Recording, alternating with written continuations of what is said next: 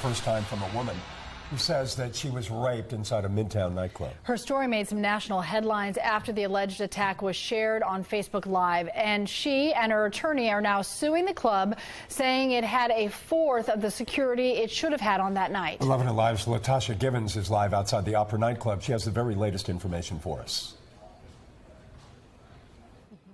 Well, Cheryl and Jeff, the alleged attack happened on a very busy night. Pre-tickets were already sold out for the August Alsina performance. The woman and her attorney says that alone should have required more security. I'm going to continue to fight. I'm a victim, but I'm a survivor as well. For the first time, Jasmine Eiland is speaking publicly on her alleged rape at Opera nightclub in Atlanta. And brave enough to come forward today. At a press conference, her attorney, Chris Stewart, says while the case is being tried in the courtroom of public opinion, there are details many don't know. First, he says his client was sexually assaulted twice inside the club. This video is of her Facebook Live feed from that night. Eiland says she was first raped on the dance floor. See, this is him carrying her through the crowd. And then again in a private area. This, ladies and gentlemen, we've had it professionally subtitled, is the back room in Opera on their patio, which you are not supposed to be in, where we also have reason to believe the security cameras weren't working. So thank God she was on Facebook Live. Eiland breaks down and leaves the room as some of the details are shared. This is not on the dance floor. Her attorney says inadequate security is to blame for her rape. But we know for a fact all of the security guards were not working, were not paid to work, and they knew this ahead of time because the tickets were pre-sold. Stewart says based on his investigation, the staff had only a quarter of the security guards they usually have. Per every standard in the industry, security intervenes if a person is too intoxicated or drugged or inebriated. Eiland doesn't want to become the face of sexual assault, but has words of advice for other victims. She needs to know that it's okay to stand up against cyberbullying. It's okay to stand up against victim shaming. And so that's what ultimately gave me the courage to stand up and go publicly. And Dominique Willams was arrested 10 days later. He's in court tomorrow facing the charge for aggravated sodomy. Now, there are reports that there's another case filed against him. We're working to gather those details. We reached out to Opera nightclub and its parent company. We have not heard back. Live in Midtown, I'm Latasha Givens, 11 Alive News. Cheryl, back to you. All right, Latasha, thank you. The lawyer in the Opera lawsuit, Chris Stewart, is responsible for what's believed to be the largest settlement in a rape case in U.S. history. Last year, a jury awarded Hope Cheston $1 billion. Cheston, who chose to be identified during the case, was raped by an armed security guard at a Jonesboro apartment complex when she was 14 years old. The guard is serving 20 years in prison, and Cheston is currently in college. A jury said the company that hired the guard was liable for his actions. While it's unlikely Cheston will ever collect $1 billion, experts say the verdict is a big win for victims of sexual assault. If you have been a victim of assault, the Rape, Abuse, and Incest National Network has a hotline you can call. It's 1-800-656-HOPE. It is staffed 24 hours a day. You can also find that number inside this story on 11alive.com. Let's see.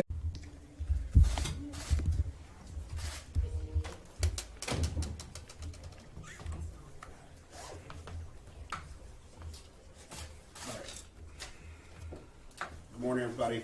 I'm attorney Chris Stewart of Stewart Trial Attorneys. My partner Josh will be here in a second. We're proud to represent Jasmine Eiland, who is bold enough and brave enough to come forward today to stand up for not just herself, but the rights of women across this country. We have filed a lawsuit today against Gray Hospitality, who does business in the city of Atlanta as Opera Nightclub, literally right around the corner. Now, why is a lawsuit needed? Well, we tried to reach out to Opera Nightclub without a lawsuit. We wanted to handle this civilly, peacefully, see if there was any way we could just talk. An idea I had was doing a Me Too event at Opera Nightclub and avoiding a lawsuit, seeing how this can get resolved. But what we were met with is silence. We were ignored. None of my phone calls were returned. None of my emails were returned. None of our letters were even returned. They did not have the decency to even apologize or reach out to Miss Eiland. So if that's the case, then we're going to file a lawsuit, especially when we had so many people that worked at Opera or were there that night reaching out to us, telling us what really happened that night. And what happened is shocking. A very experienced ownership group based out of Vegas has taken over Opera. And from what we hear and what we have reason to believe from our investigation, they had 1/4 the amount of security personnel working on the night of this incident. And this wasn't just a club night. This was a large concert by an international megastar. And they only had 1/4 of the security guards working. Now, is there a problem with it being a hip-hop event? Did they not care? We'll find that out. But we know for a fact all of the security guards were not working, were not paid to work, and they knew this ahead of time because the tickets were pre-sold. Which is why they didn't have the security guards who monitored the crowds to see who's intoxicated or who's out of control and remove you. Which is why they didn't have the security guards to stop this assailant from taking Miss Eiland to an area that was closed and assaulting her again. People are only looking at the first part of the videotape. Miss Eiland was attacked twice. We have video proving that. So it wasn't just negligence, which is the basis of most lawsuits. This was reckless indifference. This was callousness. This was pure carelessness for patrons in the city of Atlanta on Hip Hop Night. How would you keep your club open or decide to go ahead with a concert knowing you're understaffed? Knowing the dangers that it could put the patrons in. But Opera did it anyway, and then didn't even want to talk afterwards. Updates on the case so far. Mr. Williams was arrested. He is currently in jail. He was arrested for aggravated sodomy. As many of you have seen, because of the bravery of Miss Eiland coming forward, another alleged victim has come forward and said that she was assaulted in the past by this same individual, has text messages to prove it, where she's arguing about being raped and being drugged. It's the bravery of Miss Eiland that is allowing other people to come forward. What really has hurt and has been an uphill battle in this case, but we've bravely taken it on, Miss Eiland has bravely taken it on, is what internet trolling and what victim shaming can do to somebody. It drove Miss Eiland almost to the point of taking her life. When you look online and all you see is people shaming you and blaming you and saying you wanted it and things like that. But we didn't allow that to happen. And Miss Eiland said she was going to come forward and stand up and thank the women that have stood up for her, and the men that have stood up for her, and the celebrities that are now coming out and standing up for her. Because this has to stop. Believing a woman, waiting for the evidence, that's fine. But trying to attack someone and shut them up, that's not going to happen. Ms. Eiland does have a few words before we continue. Before I start, I do want to say that I don't want to address any of the details of the night in question. I do want to thank all of my supporters and all the other women that has come forward that alleges any sexual assault involving the same gentleman. And as far as the victim shaming and the bullying, just want to let you guys know that I won't tolerate it. I'm not going to put up with it. And that I'm going to continue to fight. I'm a victim, but I'm a survivor as well. So, and, just want to thank everybody. That's it. To clear up a few facts in the situation, because that is what the typical basis is, where people run off with things that they have no idea what's going on. They're totally wrong in their assessment of the facts. Let me show you one, actually a few things. Everyone has questioned how was it that Miss Eiland was able to hold on to her phone while this is going on. It must have been made up. Who would hold on to their phone? As you'll see, her phone has a lock on it. It has a grip around her finger. So while she was filming the incident, she couldn't drop her phone. She wasn't holding on to it for the fun of it. It was hooked to her hand, which is why it's everywhere filming and the video moves around. It's looped to her hand. The police also have possession of this.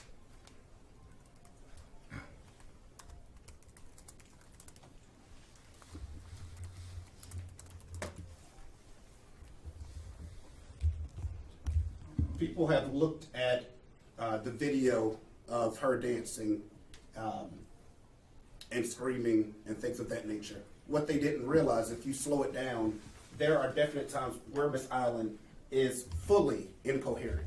Eyes rolled to the back of her head, and then she's assaulted. This wasn't some willing participant agreeing with what was going on. If you watch the video and you slow it down, you can see she has totally lost consciousness at large parts of this incident, which allowed this to happen.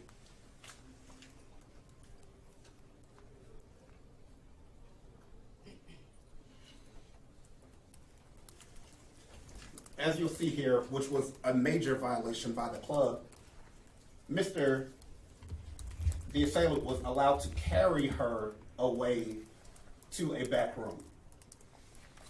You'll see this is him carrying her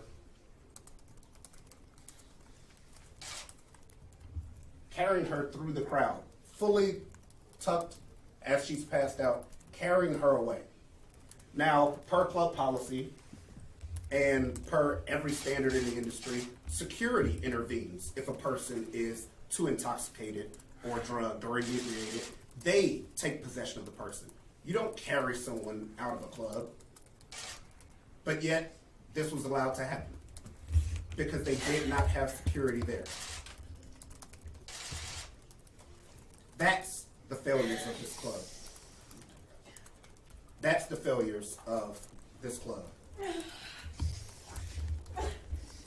And lastly, once again, to get this situation off of everyone focusing just on the dance floor scene, this, ladies and gentlemen, we've had it professionally subtitled, is the back room in Opera on their patio, which you are not supposed to be in.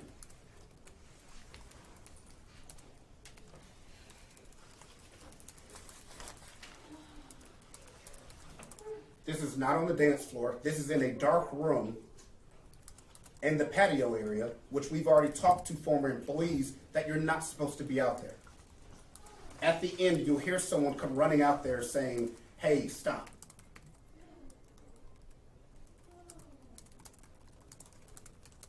Unknown man finally comes and says, "Stop." This is not on the dance floor. This is where he carried her to afterwards. I saw his statement saying he carried her to her seat. That's a lie. He carried her to this darkened area where we also have reason to believe the security cameras weren't working. So thank God she was on Facebook Live. So it was two incidents, not just the dance floor situation. So that's the danger of the club. Everyone wants to say, "Oh, you're just looking to sue somebody." That is not accurate. I'm looking to prevent this from happening to another young lady or young man in this city again.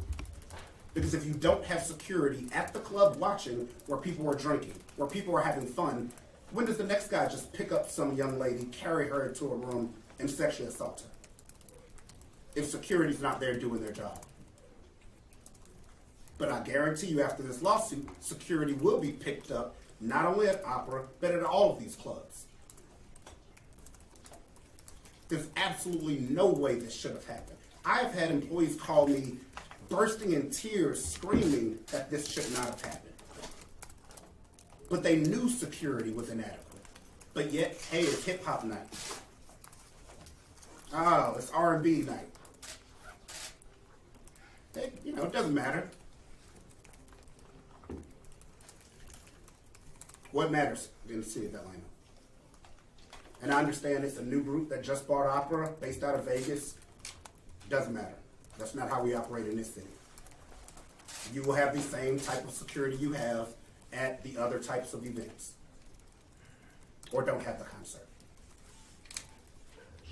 Other than that, any general questions? When did the new company take over?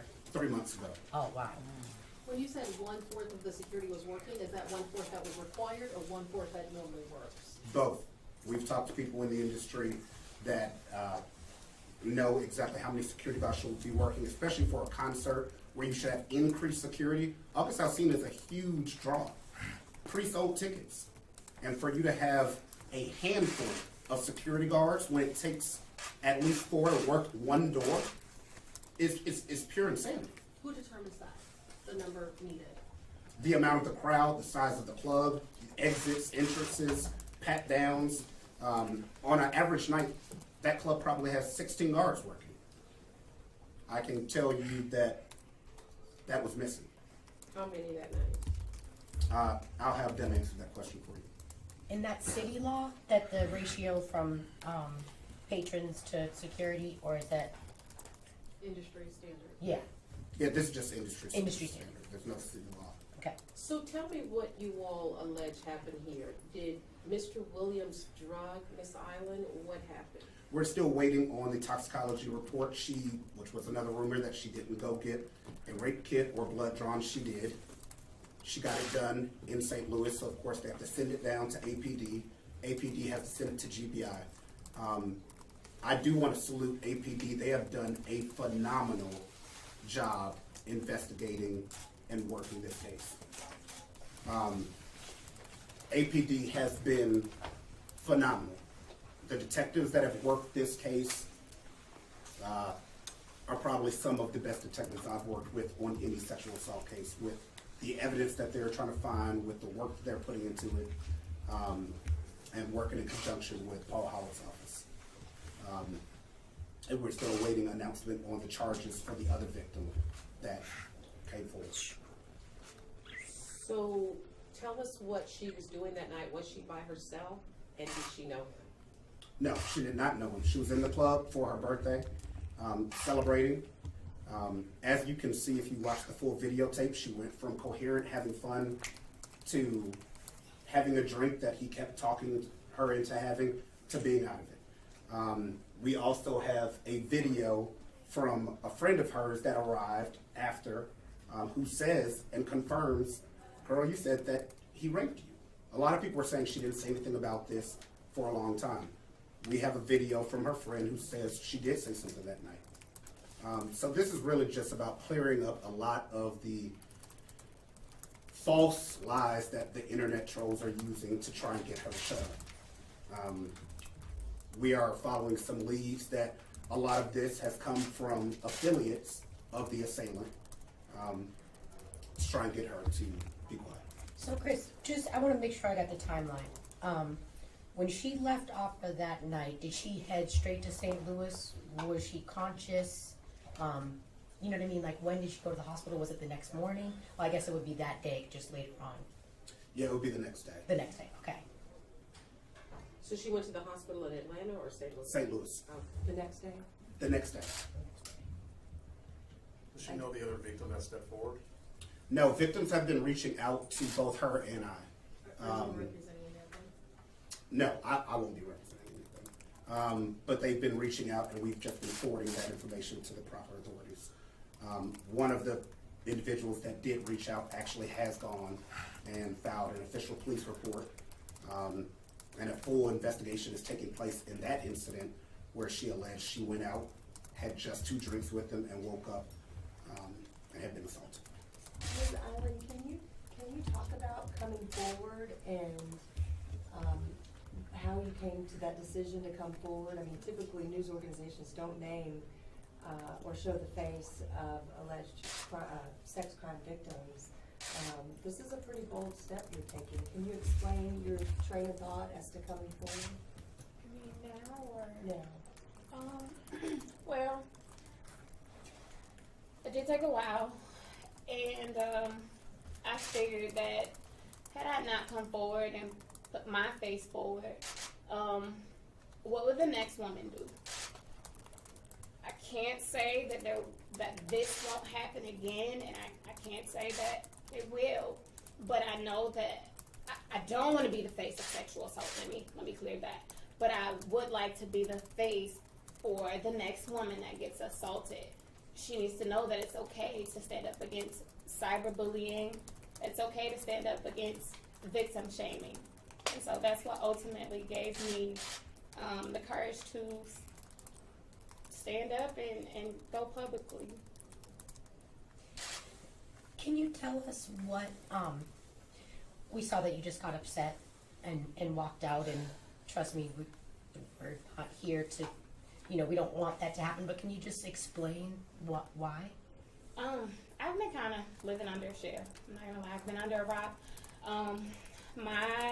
Chris and Josh have been so good with making sure that I'm staying off the media, that I'm not in comments, and I've been following that. So, hearing the details, just kind of made me relive everything. Yeah. So, What do you want to see happen after you made this courageous step to come forward? What's your ideal situation? I'm sure there's other victims out there, not even related to this case, but just period, who doesn't have the courage or hasn't had the courage to stand up and say, hey, me too. And so ultimately that's the goal. It's okay to come out and say, you're a victim of this as well, and maybe we can be survivors together. Would you have filed a civil suit if the club would have done a Me Too event with you? Would you file a civil suit after that? Well, that's been our decision on that. I said that lawsuit, all the legal questions were in our alley. So Chris, what are you asking for in the suit exactly? What are you hoping to reach with them? Number one, we want to find out why this happened. I just can't fathom why you would have a huge, massive concert with a handful of guards when you normally have quadruple that amount. What if there had been a shooting or a fight inside or a fire or anything? How many people would have died? And then what? Just, okay, well, guess we didn't have enough guards. But you knew ahead of time how many guards were coming. You knew ahead of time this was a big planned, massive concert. And we've heard this is not the first time that they started having staffing issues or security issues. I want to know why they don't care and what will be the remedy for that. Hip-hop events or R&B nights at clubs will not be treated any differently than the big mega EDM or alternative nights. It's just not going to happen, not in this city. Was it planned to fly out to St. Louis, but the very next day was already planned? The next day you flew to St. Louis? I drove. You drove? Was that planned? Not immediately, no. I sat for a while. And then I decided to get on the road after. I wanted to go. So does she live in Atlanta or St. Louis? St. Louis. Okay. Thank you so much. Chris, one more question. You said something very striking earlier about that employees have come crying basically to you guys and said this never should have happened. Can you just go elucidate that a little bit for us? Yes, there have been big staffing problems since, I guess, new management or new ownership has taken over. And there have been major issues with how many security guards or how many staff are working. It's not just an issue with security. Even if you are having people work in the VIP area, which is where they were dancing near, there would have been, if the club was fully staffed, VIP hosts or VIP employees near the area that would have seen, that girl looks like she's half unconscious. I hear someone next to me say, he effed her to sleep or did X, Y, and Z. Let me get security. A coat check person would have seen a man carrying a little girl out into the patio and would have said, hey, security, you need to go here. Kind of hard to do that when you don't staff it. But, like I said in the beginning, they chose profits over protecting, you know, the people of Atlanta, and that's fine. But this is the last time that'll happen.